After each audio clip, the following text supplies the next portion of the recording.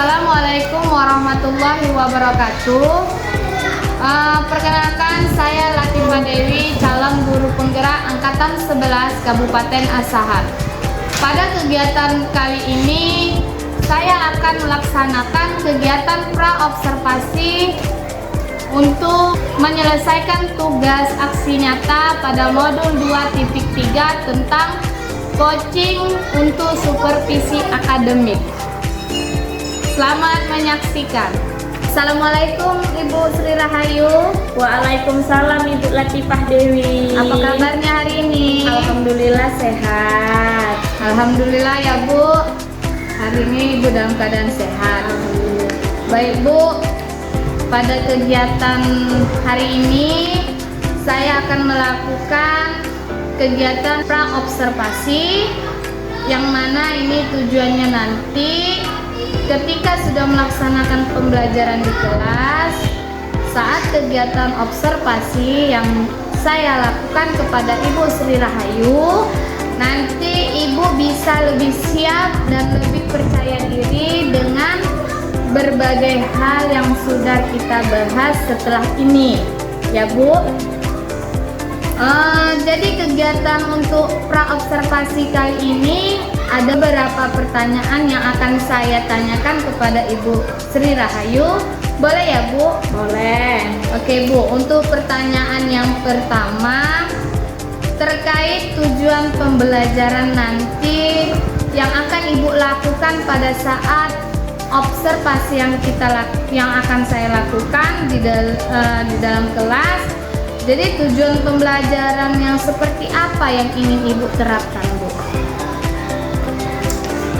Tujuan pembelajaran yang ingin saya terapkan yaitu peserta didik mampu menemukan informasi tentang terjadinya gangguan pada organ pernapasan manusia dengan benar.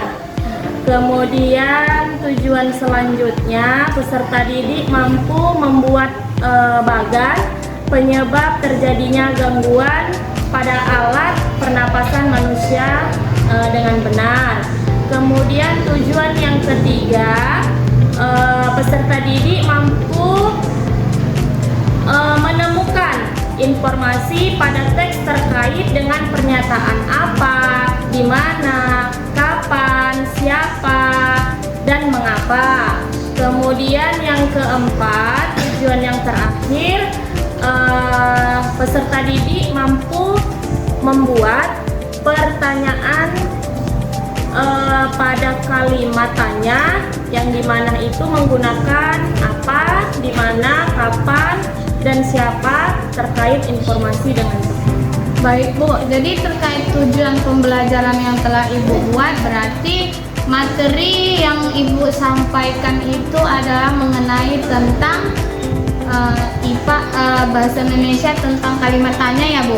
Kalimat tanya, dia ada dua, kalimat tanya dan kemudian penyebab gangguan pernapasan. Jadi dia yang pertama itu adalah IPA, yaitu penyebab gangguan pernapasan, dan kedua adalah menggunakan kalimat tanya. Oh ya, pembelajaran bahasa ya Bu? Iya, ini termasuk Indonesia. Pembelajaran tema ya Bu? Iya, pembelajaran tema. Oke Bu.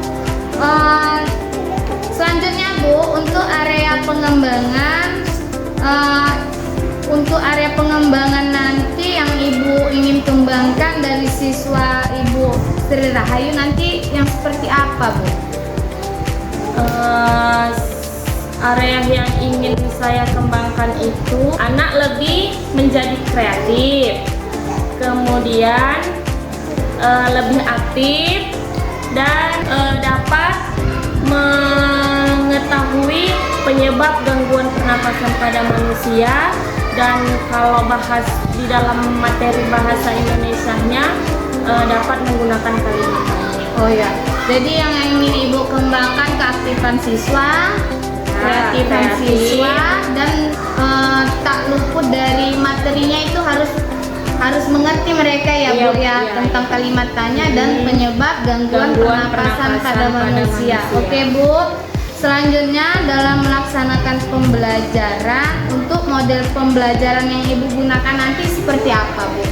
Saya menggunakan model pembelajaran PBL, yaitu Problem Based Learning. Oke Bu, menggunakan model pembelajaran PBL, Problem Based Learning, yang mana berbasis masalah itu ya Bu? Iya.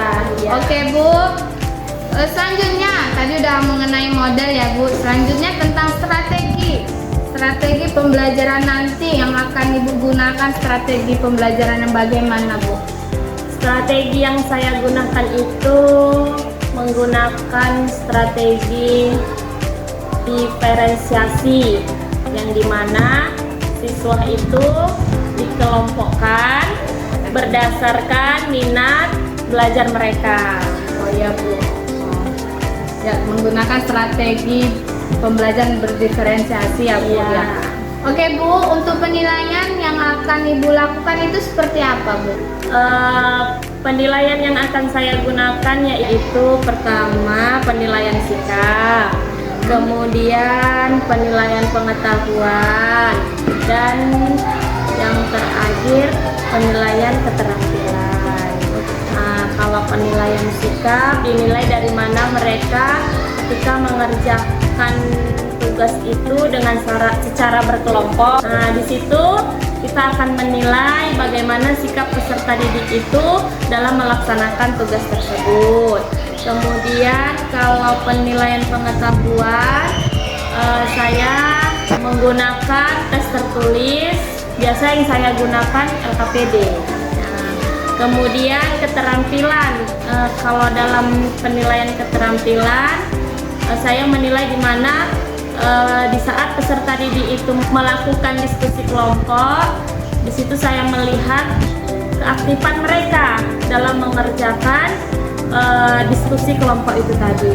Oke Bu, berarti tadi yang Ibu gunakan masalah penilaian pengetahuan, Ibu menggunakan tes tertulis ya Bu. Ya. Untuk sikap dan keterampilan, Ibu menilai dari keaktifan siswa, berarti menggunakan rubrik ya Bu. Ya. Oke Bu.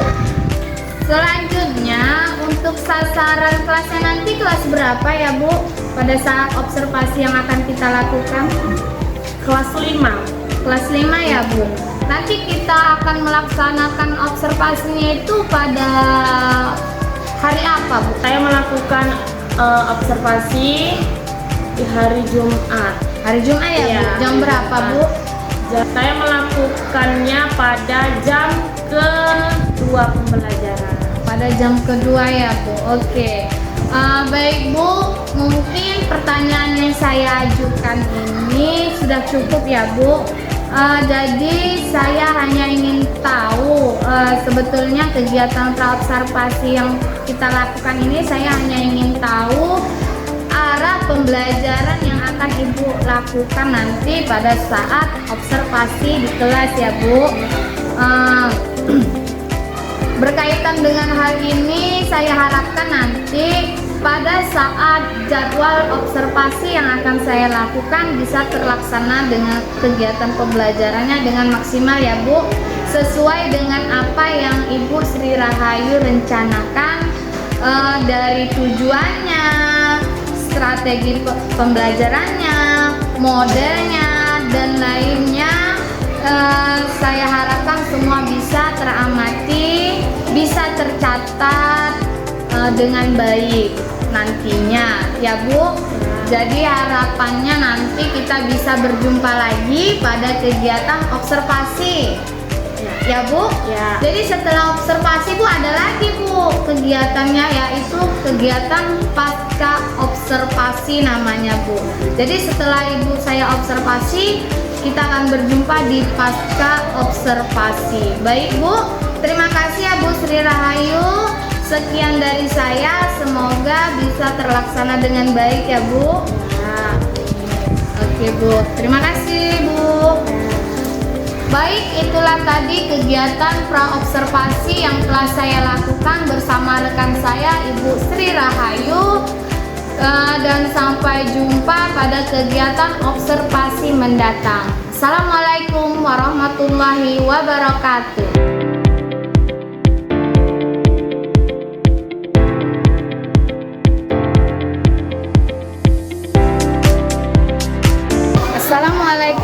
warahmatullahi wabarakatuh. Salam guru penggerak. Pada video kali ini saya akan melakukan kegiatan observasi dengan Ibu Sri Rahayu SPD, yang mana saya telah melakukan kegiatan observasi sebelumnya dan sekarang saya akan melakukan kegiatan observasi.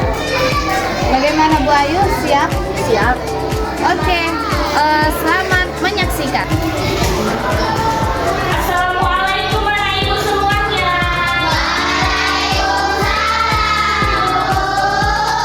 Apa kabar Bapak Ibu semuanya?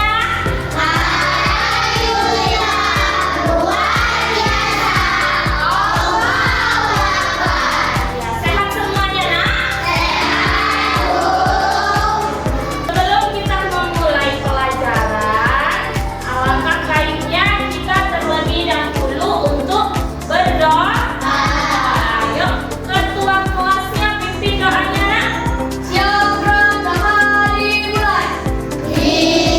Jadi, Nak, sebelum kita memasuki pembelajaran, di sini Ibu akan menyampaikan tujuan pembelajaran kita terlebih dahulu.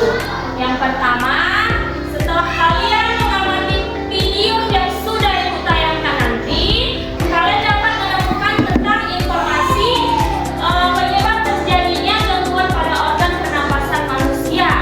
Dan setelah itu, kamu juga dapat membuat bagan penyebab terjadinya gangguan pada organ pernapasan manusia. Kita memasuki materi. Ibu mau kita bernyanyi bersama-sama.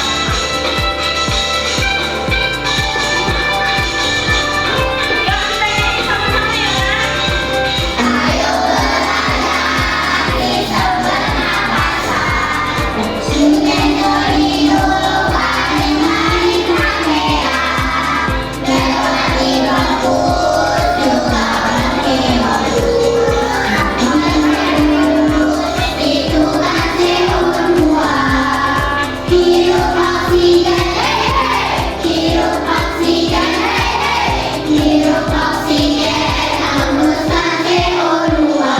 Sekarang coba Ibu mau kalian amati gambar yang ada di papan tulis ini.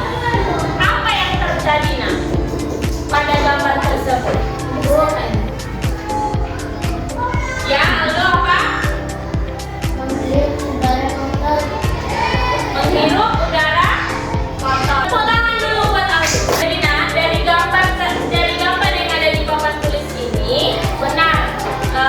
Semua jawaban dari kalian itu benar. Yang pertama tadi tentang udara yang kotor. Sekarang Ibu tanya, apa penyebab dari udara kotor tersebut, Nak? Dari kendaraan. Tepuk tangan, Nak. Kita kegiatan selanjutnya kita akan melakukan diskusi kelompok, ya kan? Yang pertama ini kelompok 1 dan yang ini kelompok 2 dan yang terakhir kelompok 3. Kemudian Ibu akan membagikan LKPD kepada masing-masing kelompok. Kemudian kamu di situ akan mengerjakan LKPD sesuai arahan LKPD. Ibu bagi ya. Kelompok sudah diperhatikan di aktivitas 1, di situ kita disuruh untuk mengerjakan soal di kertas HPS ya, Nak ya. Jadi dari video ini kalian bisa menemukan Secara informasi sebelumnya kita sudah belajar tentang sistem pernapasan pada manusia. Tapi tahukah kalian bahwa sistem pernapasan pada manusia jika terganggu maka Jadi amati tadi video ya, Nak? Sudah. Jadi dari video tersebut Ibu mau kalian mengerjakan aktivitas pertama yang ada di LKPD pada lomba KPS yang telah Ibu sediakan. Nah, dikerjakan ya. Mana yang ini, Nak? Siapa yang menulis? Udah siap, Nak? Oke, lanjut.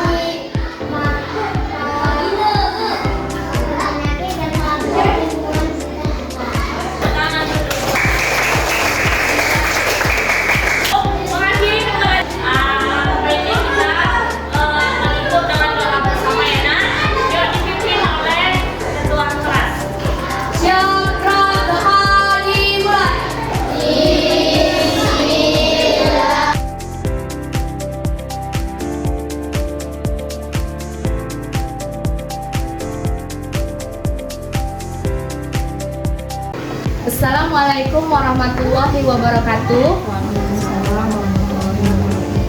Kali ini sampailah pada tahap kegiatan pasca observasi.